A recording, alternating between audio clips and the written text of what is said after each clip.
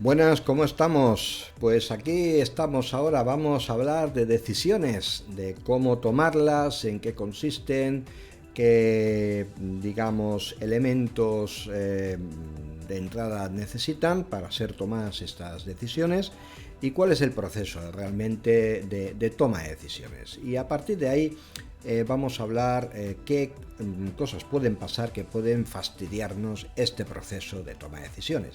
Decisiones que cuando las tomamos pues más nos vale que sean buenas y que no nos hagan que nos pillemos los dedos con acciones que tomemos que bueno, a la postre, a la larga, pues nos vayamos a arrepentir.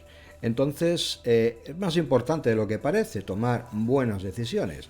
Y las buenas decisiones se toman con un buen proceso de toma de decisiones, no a la ligera, no haciendo una quiniela, ni bueno, jugando a las adivinanzas.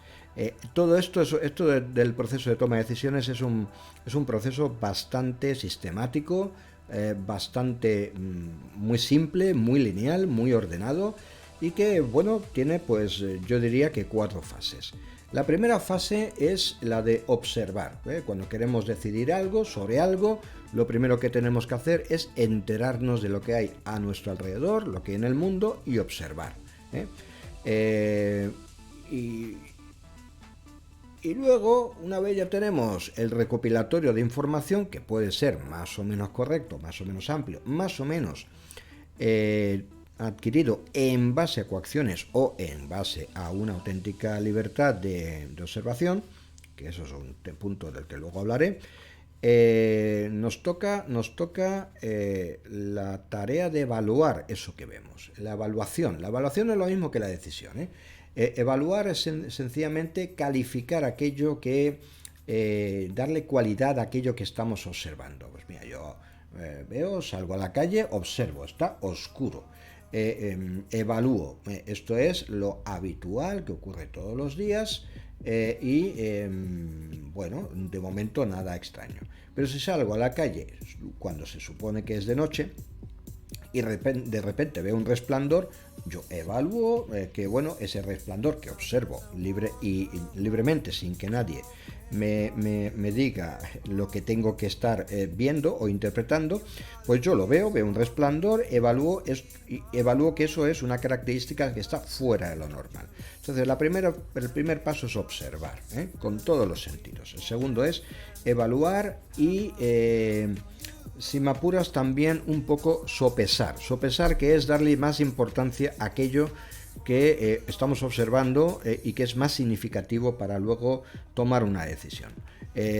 Por ejemplo, si de repente veo un resplandor enorme en la noche y veo pues un mosquito que está volando al lado del árbol, pues lógicamente es verdad que existe ese mosquito que está volando al lado del árbol, pero ese elemento tiene poco interés, tiene poca importancia o en principio nada me hace sospechar, en base a mi experiencia, que ese detalle puede resultar significativo para una posterior decisión en una dirección o en otra.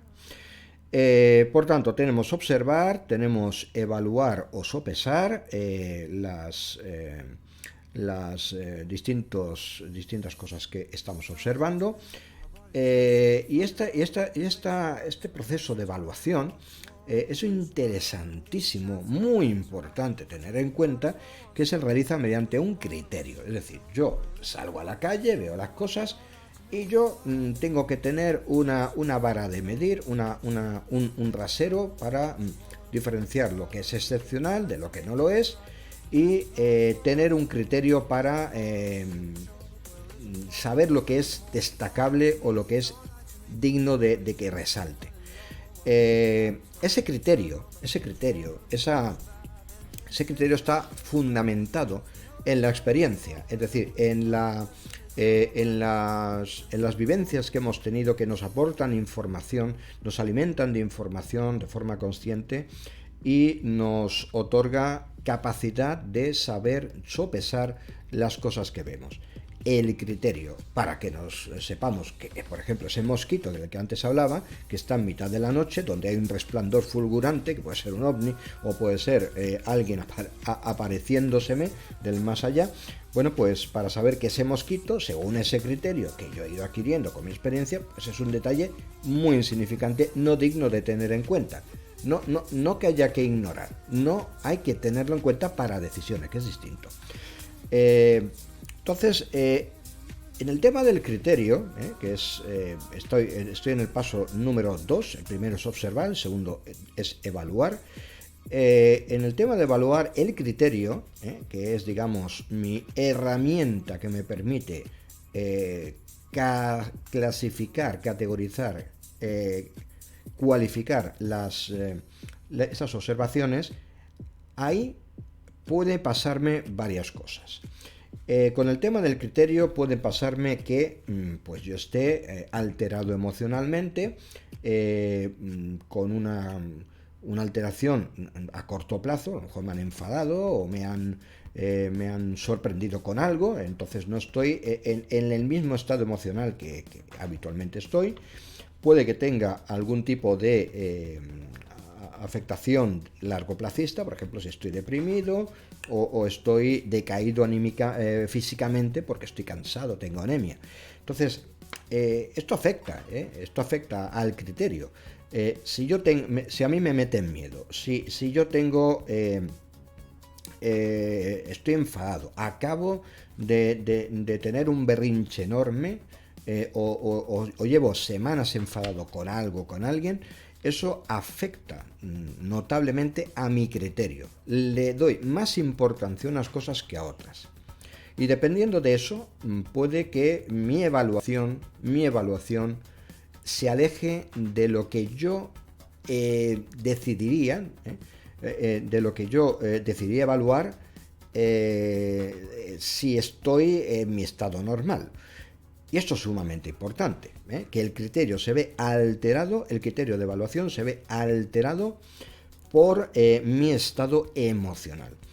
Y luego voy a recoger esta idea un poquito más adelante. Tenemos entonces el primer paso, observación, segundo paso, evaluación con un criterio, y el tercero es el paso de decisión en sí misma. Es decir, ya nos ponemos en la tesitura de qué hacer. Veo el resplandor y yo ya me he enterado que realmente hay un resplandor, y puedo empezar a investigar en mi mente o tomar la decisión de seguir obteniendo más información, que también es en sí misma una decisión, o puedo decidir por quedarme quieto, no hacer nada, pasar desapercibido. Todo eso son decisiones. Bueno, y una decisión es un acto mental que todavía no se ha materializado. He decidido. Y ahora, cuando ya he decidido lo que hacer en función de lo que veo y he evaluado, actúo. Actúo. Y ese es el último paso. Si yo decido una cosa o decido otra, eso queda dentro de mí. Y cuando ya lo he decidido, puedo decidir o no ejecutar mi decisión. Esto es interesante porque el acto de decisión es interno, es decir, pertenece al ámbito interior de la persona. Yo he decidido esto, pero no he hecho nada. Aunque lo haya decidido, no he hecho nada. Vale, hasta que no se pasa a la acción, lógicamente, las decisiones que no se materializan en acciones son como la decisión de no hacer nada. Pero hay una sutil diferencia. Decidir no hacer nada, entre decidir no hacer nada y decidir algo pero no materializarlo. Hay una sutil diferencia mental importante. Bueno, en cualquiera de los casos lo habitual es que cuando decidimos algo actuemos en consecuencia a lo que hemos decidido. Eso es lo más habitual. Y ahí vienen las cosas de las que luego podemos decir, pues hemos acertado o nos vamos a arrepentir de la actuación. Pero es importante el proceso. Observación, me entero de lo que hay a mi alrededor con mis sentidos, evalúo lo que estoy viendo, lo filtro mediante mi criterio que me permite decidir qué es lo que voy a hacer y luego lo hago. lo hago. Bueno, pues aquí esto es importantísimo porque muchísimas personas, en mi experiencia personal, he percibido que en el proceso de observación se dejan hacer, se dejan observar, es decir, se les dice, mira, esto es lo que hay, y no buscan más, quizá por un cierto grado de apatía sensorial, o porque es más cómodo obtener la información mediante pasividad, es decir, me pongo delante de la tele y me dan ya la información. El proceso de observación, lo más saludable es que sea activo, es decir, que yo busco la información, voy removiendo la realidad, y voy descubriendo cosas.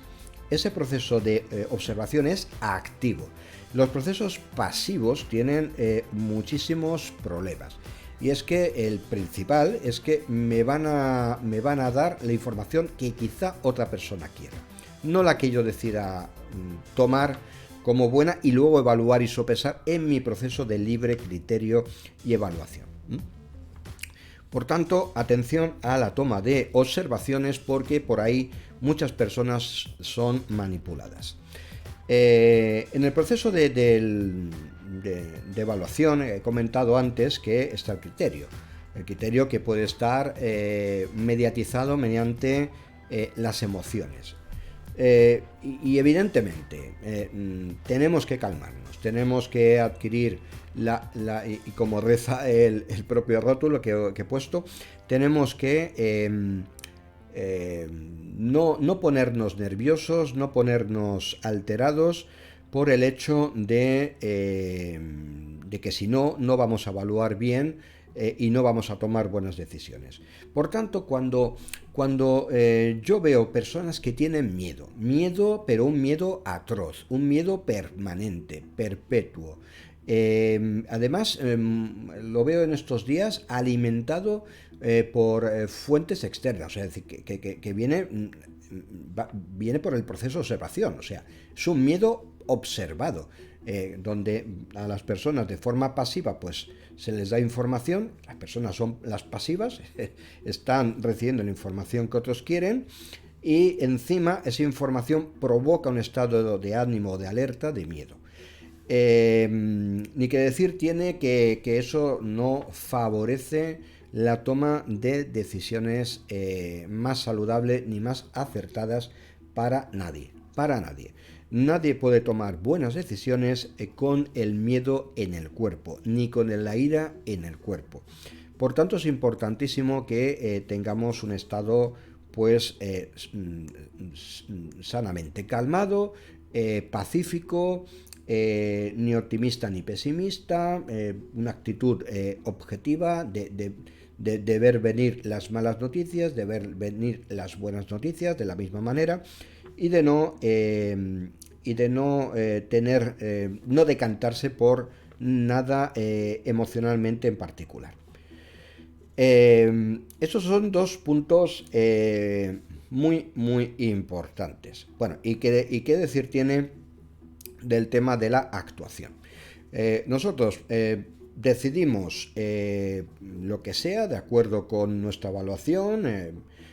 Podemos decidir también, que eso es una decisión muy legítima y muy lógica y muy saludable, y es volver a observar. Si decidimos que no tenemos información suficiente para decidir nada, eso también es una decisión, podemos volver al principio del proceso de observación y observar, obtener más información. Y luego está el proceso de pasar de la decisión a la actuación. Y aquí entra un elemento que se llama disciplina.